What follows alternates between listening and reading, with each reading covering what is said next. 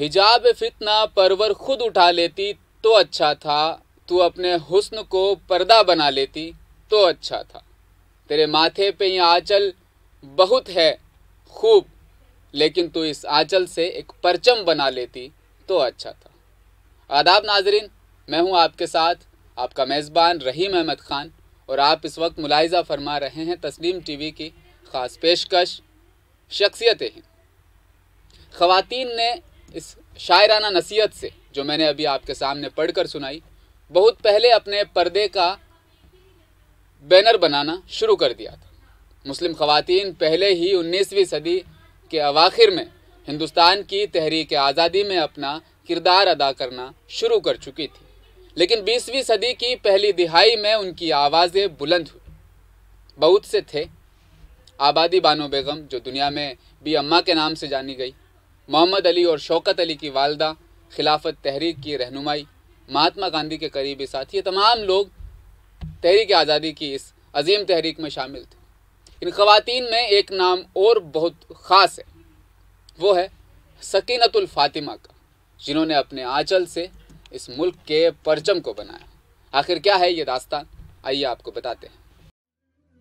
नाजरीन, एक नाम सुनिए, रिहाना, गांधी जी के दोस्त अब्बास तैयब जी की बेटी, जिन्होंने तिरंगा झंडा डिज़ाइन किया था जैसा कि हम इसे आज जानते हैं। और जहानारा शाहनवाज, जो पहले पंजाब कानून साज असेंबली और फिर हिंदुस्तान की मरकज़ी दस्तूर साज असेंबली के लिए मुंतखब हुई। मुंबई की 3 फैज़ी बनी, अतिया, ज़ोहरा और नाज़ली, जिनके जज्बे आज़ादी के इजहार ख़वातीन की तालीम की जद्दोजहद में हुआ करते थे। शरीफा हामिद अली, जो तैयब जी कबीले से थी, उन्होंने 1930 की दिहाई में एक मॉडल निकाहनामा तैयार किया था और वो बुनियादी तौर पर कौम परस्त थी। बंगाल से शाइस्ता इकरामुल्लाह, जो 1946 में आइनसाज असेंबली के लिए मुंतखब हुई। आज़ादी के लिए उनका जोश उनकी तहरीरों में पाया जाता है। इसके बाद ऐसी ख़वातीन भी थी जिन्होंने लखारी के तौर पर हम उन्हें जानते हैं, लेकिन वो आज़ादी पसंद जंगजू थी। इस्मत चुगताई, रशीद जहां और बहुत से इनके अलावा और भी नाम है। आज हम एक ऐसी खातून के बारे में बात कर रहे हैं जो तहरीक आज़ादी की ख़वातीन में नहीं पाई जाती, लेकिन वो ज़ाती तौर पर इसमें शामिल ज़रूर थी। उनका नाम है सकीनतुल फ़ातिमा। साल 1886 में यूपी में उनकी पैदाइश हुई। बचपन में लखनऊ के हज़रतगंज में उनकी दो टूक बातों और मैनचेस्टर के कपड़े जलाने की कहानियाँ उन्होंने पहले से ही सुन रखी थी।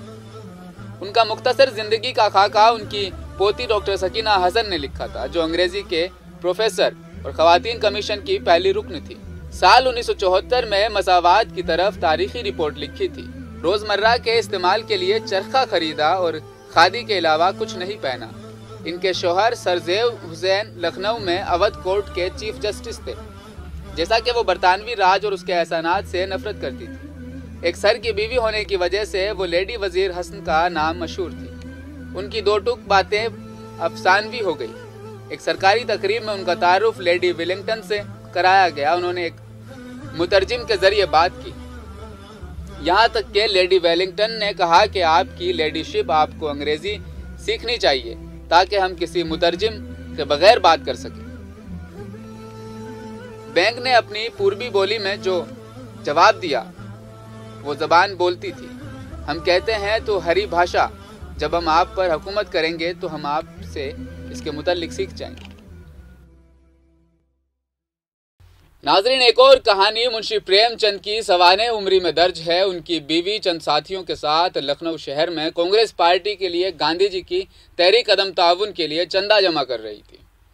वजीर मंजिल में जब वो पहुंची तो वो एक शानदार हवेली है वजीर मंजिल, जिसमें दाखिल होने से वो हिचकिचा रही थी, लेकिन सकीनतुल फ़ातिमा ने खुले बाजुओं से उनका इस्तकबाल किया और इस मकसद के लिए जिस मकसद को लेकर वो आई थी, उनका वो मकसद भी पूरा कराया।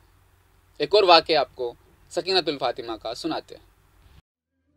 एक और वाक़या TN कौल ICS और खारजा सेक्रेटरी ने रिकॉर्ड किया है, जो उस वक्त DM उन्नाव थे। लेडी हस्कार से लखनऊ से उन्नाव जा रही थी और उनकी गाड़ी कांग्रेस का झंडा लहरा रही थी। गश्त पर एक पुरजोश बरतानवी ज्वाइंट मजिस्ट्रेट ने उनकी गाड़ी को रोका और झंडा हटाने को कहा। उन्होंने हिकारत से उसे देखा और कहा कि नहीं, कभी नहीं। आदमी ने उसे आगे बढ़ने देने से इनकार कर दिया। بیگم صاحبہ نے بھی بات ماننے سے انکار کر دیا اور اپنی بات پر ڈٹی رہی۔ بالآخر اسے اپنی بات سے مجسٹریٹ پوچھنا پڑا۔